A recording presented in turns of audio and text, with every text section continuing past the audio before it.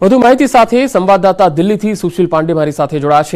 सुशील, ये बताएं कि इस वक्त दिल्ली में क्या हलचल आप देख पा रहे हैं। आज चुनाव की तारीखों की घोषणा होने वाली है तो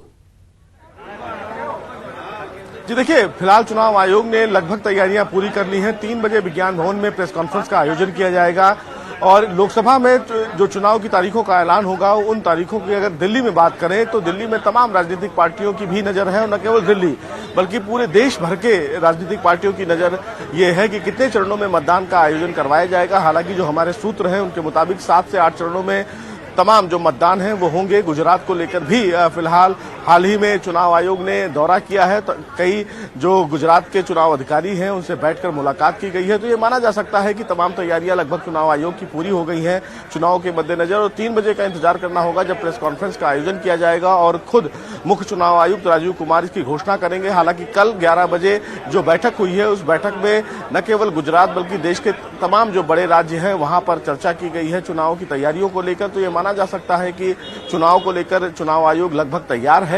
हालांकि ये भी जानकारी मिली है कि कुछ विधानसभा चुनाव को भी कराने की कवायद को लेकर चर्चा की गई है, लेकिन अब देखना होगा कि इसी लोकसभा चुनाव के मद्देनजर क्या कुछ विधानसभा चुनावों में भी उनकी तारीखों का ऐलान कर सकता है चुनाव आयोग या नहीं। लेकिन सबसे पहले लोकसभा चुनावों को लेकर ही प्रेस कॉन्फ्रेंस का आयोजन किया जाएगा। उसके बाद देखना बेहद अहम होगा कि विधानसभा जो कई विधानसभा राज्यों के चुनाव होने हैं क्या उनको भी एक साथ कराने की कवायद को लेकर चुनाव आयोग आगे बढ़ रहा है या नहीं।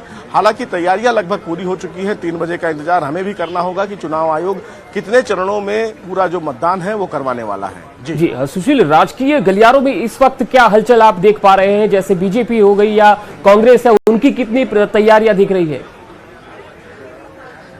जी देखिए, राजनीतिक पार्टियों में भी लगभग तैयारियां पूरी हैं। कई राजनीतिक पार्टियों ने अपने अपने इलाके में कुछ टिकटों का अभी घोषणा नहीं की है, लेकिन जैसे ही मॉडल कोड ऑफ कंडक्ट लगेगा आज 3 बजे के बाद, उसके बाद ये माना जा सकता है कि तमाम राजनीतिक पार्टियां अपने अपने जो कैंडिडेट्स हैं उनकी भी घोषणा कर दे। जो बचे हुए कैंडिडेट्स हैं तो तैयारियां राजनीतिक पार्टियों की भी बहुत ज्यादा है। कैंपेनिंग में तमाम राजनीतिक पार्टियां और उनके बड़े नेता सड़कों पर भी उतर आए हैं। तो ये माना जा सकता है कि इस पूरे प्रकरण को लेकर कहीं ना कहीं, इस पूरे मामले में कहीं ना कहीं पूरी तैयारी को लेकर अपने आप में एक बड़ी तैयारी है और इस पूरी तैयारी को लेकर तमाम राजनीतिक पार्टियां भी तरीके से आगे बढ़ रही हैं। जी सुशील, आप हमारे साथ बने रहे।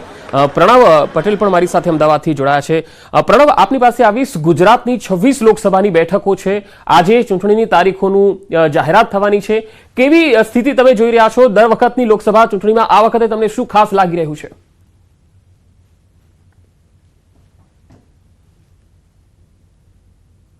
લોકશાહીના જે મહાપર્વ છે તેની શરૂઆત આજથી થઈ જશે અને જે લોકશાહીની અંદર જે ચૂંટણી જે સૌથી મહત્વપૂર્ણ એ પર્વ માનવામાં આવે છે તેનું રણસીંગું પણ આજથી ફૂંકાઈ જશે। રાજકીય પક્ષો તમામ રીતે પોતાની તૈયારીઓ છે તે આરંભી દીધી છે। જાહેર સભાઓ હોય, રોડ શો હોય કે પછી અન્ય એક્ટિવિટી છે તે પાર્ટીઓ તરફથી શરૂ થઈ ગઈ છે। ત્યારે ગુજરાતની અંદર 26 લોકસભા બેઠકો અને સાથે 6 વિધાનસભાની જે પેટા ચૂંટણી છે તેના પણ જે કહી શકાય ચૂંટણીની જાહેરાતો છે ચૂંટણી પંચ આજે કરી શકે છે। મુખ્યત્વે 26 જે લોકસભાની વાત કરવામાં આવે તો 26 જે લોકસભા છે તે છેલ્લા 2 ટર્મથી 2014 અને 2019થી ભારતીય જનતા પાર્ટી જીતતી આવી છે। કોંગ્રેસ પાર્ટીનું નિરાશાજનક પરિણામ છે તે સામે આવ્યું છે અને આ વખતે પણ જો ભારતીય જનતા પાર્ટીની વાત કરવામાં આવે સરકાર તરફથી જ એક દાવો કરવામાં આવી રહ્યો છે ભારતીય જનતા પાર્ટી પક્ષ તરફથી કે આ વખતે પણ 26 લોકસભા બેઠકો છે એ 5 લાખ મતોની જીત સાથે એ ભારતીય જનતા પાર્ટીના ઉમેદવારો અહીં જીતશે। તો બીજી તરફ કોંગ્રેસ પાર્ટીએ પણ ક્યાંક ને ક્યાંક પોતાના દાવાઓ કરી રહી છે। ભલે તેઓ 5 લાખ મતોથી જીતશે નહીં, પરંતુ તેઓ ચોક્કસપણે અનેક બેઠકો જીતશે તે પ્રકારના દાવાઓ છે તે કરી રહ્યા છે। વાત કરીએ 2014માં, કારણ કે 2014ની જો થોડા ભૂતકાળમાં જઈએ તો 2014માં જ્યારે રાજ્યના મુખ્યમંત્રી તરીકે નરેન્દ્ર મોદી હતા, 2012માં તેઓ ચૂંટાયા ત્યારબાદ એક માહોલ બન્યો હતો કે તેઓને દેશના પ્રધાનમંત્રી બનાવવાના છે। તેને લઈને જ ગુજરાતની જનતાએ 2014ની અંદર જે કહી શકાય કે મોટી મેજોરિટી સાથે ભારતીય જનતા પાર્ટીના તમામ ઉમેદવારોને મતો આપ્યા અને તેનું પરિણામ એ આવ્યું કે 2014ની જે લોકસભા ચૂંટણી હતી તેની અંદર 26 બેઠકો છે ગુજરાતમાંથી ભારતીય જનતા પાર્ટીએ અહીં જીતી।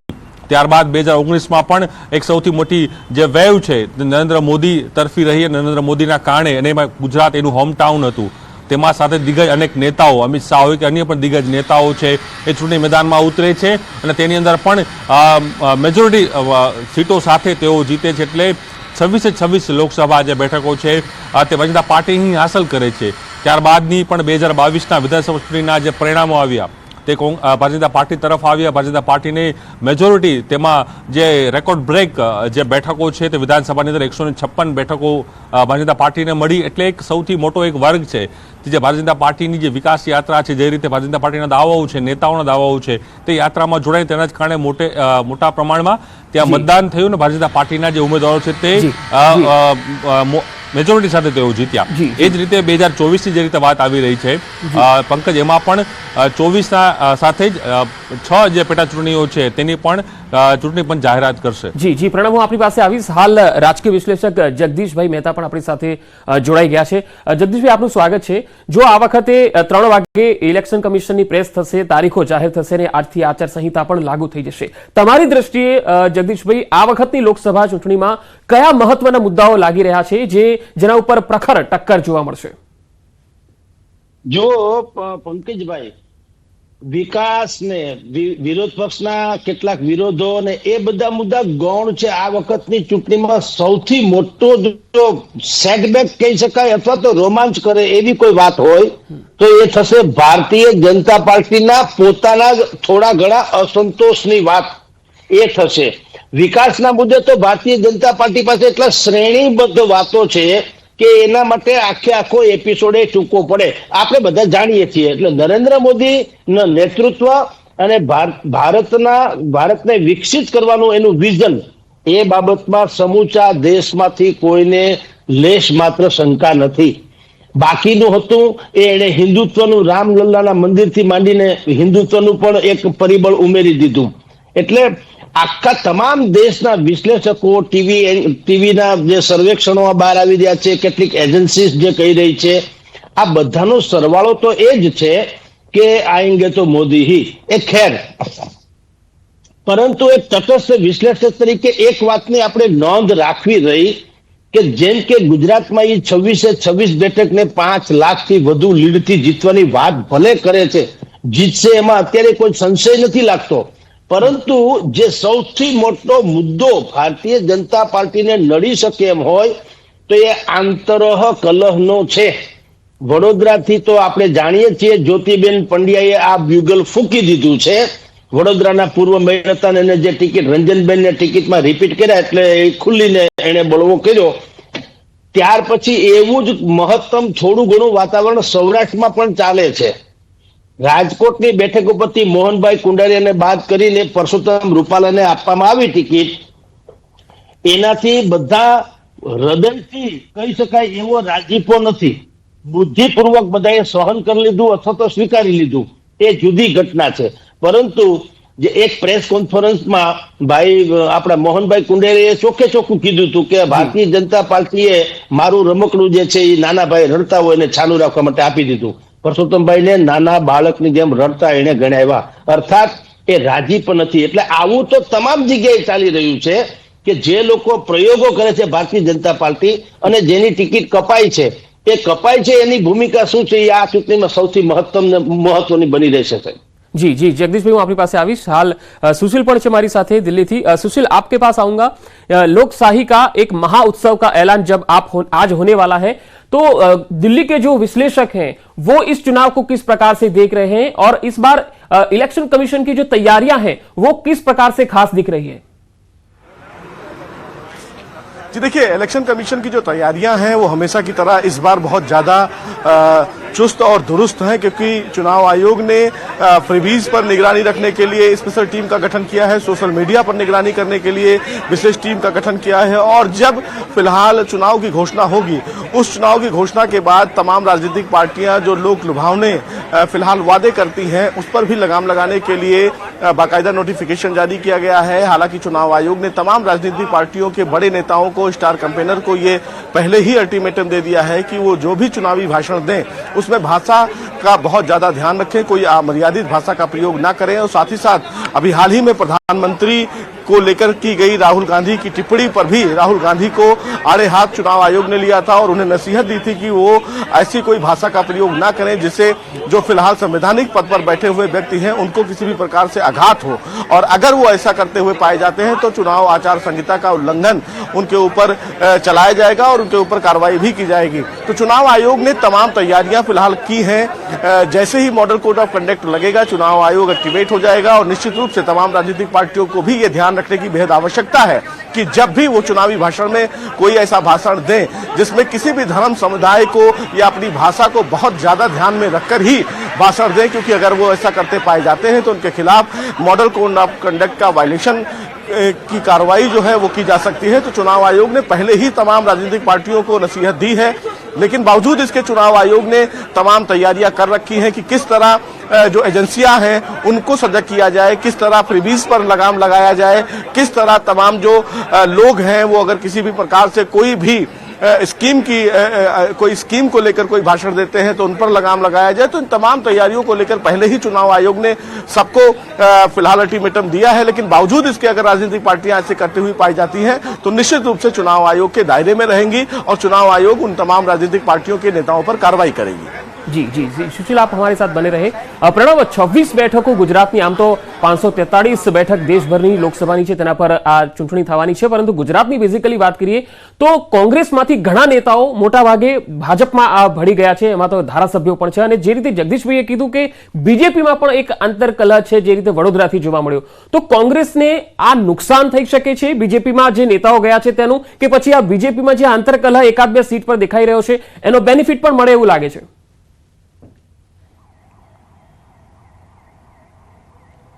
પંકજ, રાજનીતિની અંદર હંમેશા માટે દોસ્ત દુશ્મની જે વ્યાખ્યા કહેવામાં આવે છે એટલા માટે જ કહેવામાં આવે છે કે ક્યારેક કોઈ દુશ્મન નથી રહેતો અને કોઈ દોસ્ત નથી રહેતો। જે રીતે કોંગ્રેસના જ વરિષ્ઠ નેતા તરીકે જે હતા અર્જુન મોઢવાડિયા, તે હંમેશા માટે ભારતીય જનતા પાર્ટીની નીતિઓ સામે બોલ્યા, પરંતુ આજે તેઓ ભારતીય જનતા પાર્ટીનો કેસરો ધારણ કર્યો છે અને કદાચ પોરબંદરથી તેઓને ભારતીય જનતા પાર્ટી ટિકિટ પણ આપે તે પ્રકારની સંપૂર્ણ શક્યતાઓ છે। એ જ રીતે આપ ભૂતકાળમાં પણ જોઈ શકો છો કે અનેક એવા કોંગ્રેસના દિગ્ગજ નેતાઓ છે તે કોંગ્રેસ પાર્ટી છોડીને ભારતીય જનતા પાર્ટીમાં જાય છે, ભારતીય જનતા પાર્ટીમાં તેઓને ક્યાંક સ્થાન પણ મળે છે અને અથવા એક્ઝિટ પણ થવું પડે છે। એટલે રાજનીતિના આખા સમીકરણો બદલાય છે, સમયાંતરે સમીકરણો બદલાય છે। જ્યારે વાત આવે છે 26 લોકસભા બેઠકની, એમાં મુખ્યત્વે જે કારણ બની રહે છે ગુજરાતની અંદર એ છે મોદી ગેરંટી, કે નરેન્દ્ર મોદી એક સૌથી મોટો ચાહરો બને છે। કોંગ્રેસ પક્ષ પાસે એવો કોઈ મોટો ચાહરો નથી કે જે મોદી સામે ટક્કર લઈ શકે। એટલા જ કારણે જ્યારે 2014 હોય 2019 છે, મોદીની લહેર, મોદીના નામ ઉપર લોકોએ મત આપ્યા। એ જ રીતે આ વખતે 2024માં પણ જે વાત આવે છે એ જ આવે છે કે ગુજરાતી હોવાના કારણે નરેન્દ્ર મોદી ગુજરાતી છે, કેન્દ્રીય ગૃહમંત્રી અમિત શાહ ગુજરાતી છે, અને એક મજબૂત લીડર તરીકે એક પક્ષને એક અલગ ફલક સુધી લઈ જવાનું કામ આ બંને નેતાઓએ કર્યું। અને તેના જ કારણે જે કાર્યકર્તાઓની સ્ટ્રેન્થ છે તે ભારતીય જનતા પાર્ટીમાં સૌથી વધી। કોંગ્રેસ પાર્ટીમાં સતત કોંગ્રેસના નેતાઓ છે, જ્યારે પણ ઇલેક્શન આવે, રાજ્યસભા હોય, વિધાનસભા હોય કે પછી લોકસભા હોય, એક પછી એક કોંગ્રેસના નેતાઓ, કાર્યકર્તાઓ, હોદ્દેદારો રાજીનામા આપે છે। અને આપણે પણ જોયું ભૂતકાળમાં આ ઇલેક્શન આવી રહ્યું છે તેમાં 6 બાય ઇલેક્શન થવા જઈ રહ્યા છે, તેમાંથી 5 એવા ઇલેક્શનો હશે વિધાનસભાના કે જેની અંદર કોંગ્રેસના ઉમેદવારો હતા, કોંગ્રેસના ઉમેદવાર તરીકે તેઓ ધારાસભ્ય બન્યા, ધારાસભ્ય તરીકે તેઓ રાજીનામું આપ્યું। એક વાઘોડિયાના જે અપક્ષ ઉમેદવાર છે એને બાદ કરીએ તો બીજા અન્ય તમામ લોકો કોંગ્રેસી હતા અને કોંગ્રેસના મેન્ડેટ ઉપર તેઓ ચૂંટણી જીત્યા હતા અને તેઓ રાજીનામા આપ્યા છે। ત્યારબાદ તેના જ કારણે ગુજરાતમાં 6 પેટા ચૂંટણી થવાની છે। એ જ રીતે 26 લોકસભા બેઠક આખી જે પેટર્ન છે તે સમજવાની જરૂર છે। અને મેં પહેલાં જ કહ્યું કે જે રીતે એક નારો લાગ્યો છે નરેન્દ્ર મોદી તરફથી કે મોદીની ગેરંટી, 80 કરોડ પરિવારજનોને સીધું રાશન તેના ઘરે પહોંચે છે, મહિલાઓ માટે જે કહી શકાય કે અનેક એવા કાયદાઓ લાવવામાં આવ્યા, તે સૌથી મોટો એક બેનિફિટ અહીં તેઓને મળે છે। એ જ રીતે અલગ અલગ જે મોદી સરકારની યોજનાઓ છે તેનો સૌથી મોટો બેનિફિટ લેવાનો પ્રયાસ ક્યાંક ને ક્યાંક ભારતીય જનતા પાર્ટી કરી રહી છે। તો સામે કોંગ્રેસ પણ ક્યાંક ને ક્યાંક પોતાના રાજકીય વજૂદને વધુ મજબૂત કઈ રીતે બને તે પ્રકારનો પ્રયાસ કરી રહી છે। કોંગ્રેસના જે નેતા છે રાહુલ ગાંધી, પૂર્વ અધ્યક્ષ, તેઓ ખુદ ગુજરાત આવે છે, પોતાની 4 દિવસીય યાત્રા કરે છે, 7 જિલ્લાઓમાં તેઓ ફરે છે। એમાં મુખ્યત્વે જે વાત કરવામાં આવે છે આદિવાસી વિસ્તારની, કારણ કે ગુજરાતને જે સમીકરણો છે અલગ અલગ પ્રકારના છે। આપ સાઉથમાં જાઓ તો ત્યાં આખો એક હોલ છે તે આદિવાસી સમાજનો રહ્યો છે, વલસાડની બેઠક હોય, નવસારીની એક આખો ભાગ આવે છે, છોટા ઉદયપુરનો વિસ્તાર આવે કે પછી આ બાજુ અંબાજીથી બનાસકાંઠાનો વિસ્તાર એટલે ગણીએ તો ઉમરગામથી અંબાજી સુધીનો જે આખો પટ્ટો છે તેમાં મોટા પ્રમાણમાં આદિવાસી સમાજનું એક પ્રભુત્વ રહ્યું છે. જી. એક સમીકરણ એ પણ છે, બીજું જી. સમીકરણ સૌરાષ્ટ્રની અંદર છે. બિલકુલ. સૌરાષ્ટ્રના પોતાના બેઝિકલી અનેક મુદ્દાઓ અલગ અલગ છે. બિલકુલ, એટલે એટલે એ સમીકરણો છેલ્લી ઘડીએ પણ આધારે બદલાતા હોય છે. મતદાન- પ્રણવ, હું આપણી પાસે આવીશ. જગદીશભાઈ, આ વખતે 26 બેઠકો ગુજરાતની છે. બેઝિકલી જો એની વાત કરીએ તો તમને કઈ બે કે ચાર બેઠકો એવી લાગે છે જેના ઉપર કાંટાની ટક્કર ભાજપ અને કોંગ્રેસ વચ્ચે જોવા મળી શકે છે? ખાસ કરીને હું બનાસકાંઠા અને જે બીજી એક બેઠક છે ભરૂચની, એના ઉપર જો વાત કરું તો.